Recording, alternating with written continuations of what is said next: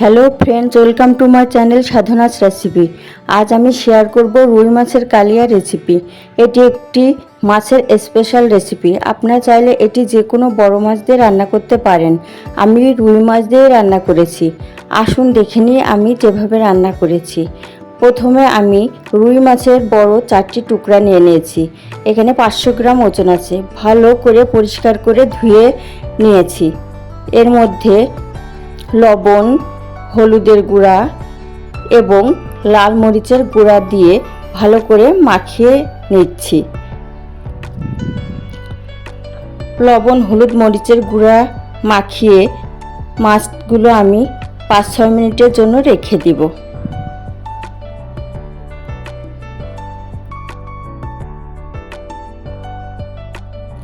প্রথমে আমি একটি প্যানে সরিষার তেল দিয়ে নিচ্ছি। তেলটা একটু গরম হলে এর মধ্যে আগে থেকে লবণ, হলুদ, মরিচ দিয়ে মাখিয়ে রাখা মাছের টুকরোগুলো দিয়ে দিচ্ছি এবং 4 মিনিটের মতো এক পাশ আমি ভেজে নেব। আমার এক পাশ ভাজা হয়ে গেছে, আমি উল্টে দিচ্ছি।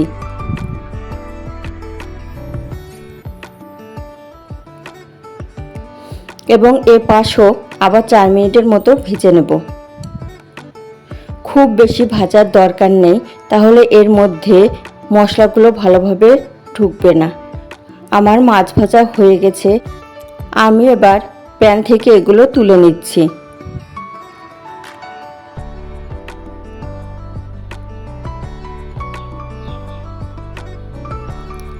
এবং ওই তেলের মধ্যে দারুচিনি, এলাচ, তেজপাতা এবং শুকনো মরিচ বা লাল মরিচ 2টা দিয়ে দিচ্ছি।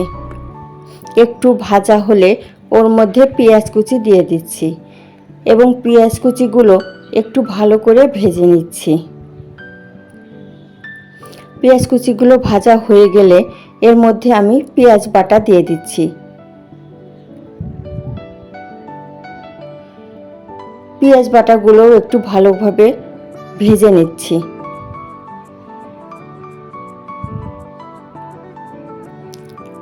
এর মধ্যে 1 চা চামচ আদা বাটা ও 1 চা চামচ রসুন বাটা দিয়ে দিচ্ছি এবং এগুলো একটু পেঁয়াজের সাথে ভালো করে ভেজে নিচ্ছি।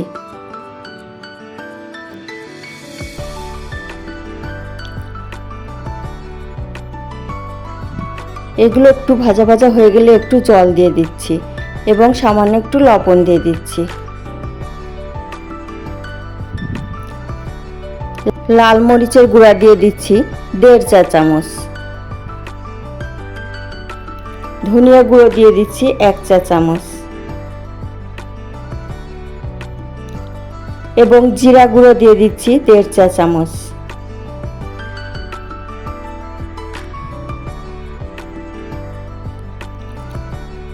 এরপর একটু নাড়াচাড়া করে নিচ্ছি।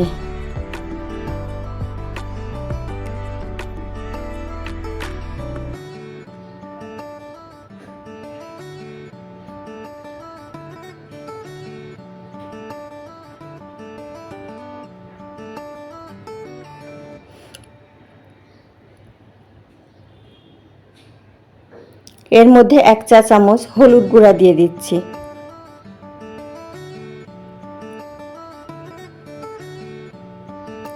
এবং ভালো করে মিশিয়ে কষিয়ে নিচ্ছি।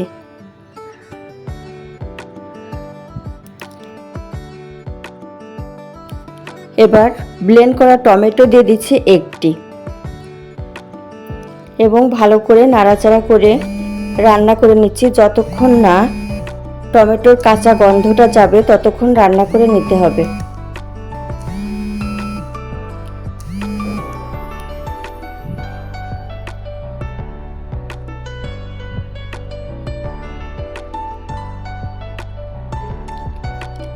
এর মধ্যে টক দই ও কাজু বাদাম পেস্ট করে দিয়ে দিচ্ছি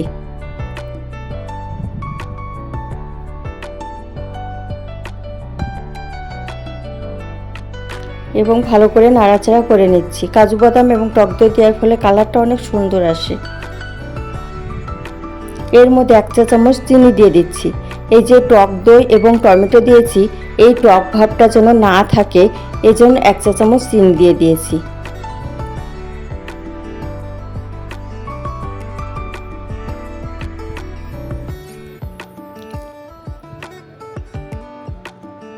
মশলায় তেল না ওঠা পর্যন্ত ভেজে নিচ্ছি।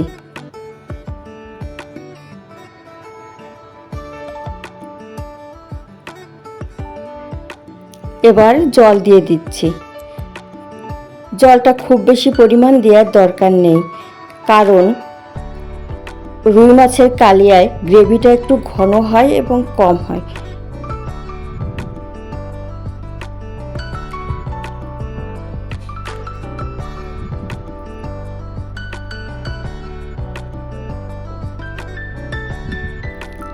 এবার ভালো করে ফুটিয়ে নিচ্ছি, কারণ মাছ দেওয়ার পরে অতিরিক্ত জাল দেওয়া যাবে না, তাহলে মাছগুলো ভেঙে যাবে।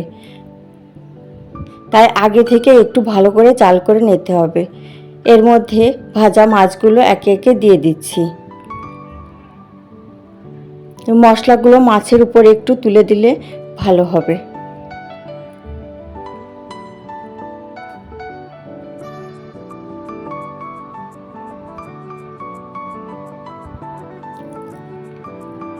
এরপর 3-4 মিনিটের জন্য ঢাকনা দিয়ে ঢেকে দিচ্ছি।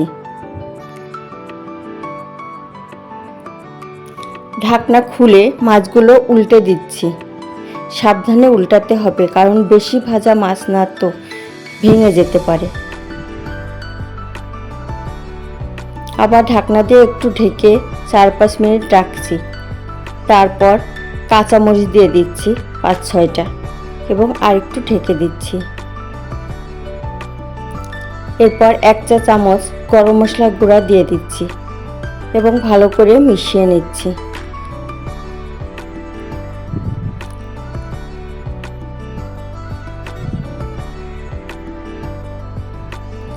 ধনেপাতা কুচি দিয়ে দিচ্ছি এবং 1 মিনিটের জন্য ঢাকা দিয়ে রাখছি। 1 মিনিট পর ঢাকা খুলে মাছগুলো একটু নাড়িয়ে দিচ্ছি। রেডি আমার রুই মাছের কালিয়া। আপনারা চাইলে বাসায় রান্না করে দেখতে পারেন। খুবই ভালো রেসিপি এবং খুব ভালো লাগে ভাত বা পোলাওয়ের সাথে খেতে। আপনারা বাসায় রান্না করবেন এবং কেমন হয়েছে পরে কমেন্টে জানাবেন। ভিডিওটি ভালো লাগলে লাইক করে দিবেন, কমেন্ট করবেন এবং এখনও যারা চ্যানেলটি সাবস্ক্রাইব করেননি সাবস্ক্রাইব করে দিবেন। ধন্যবাদ।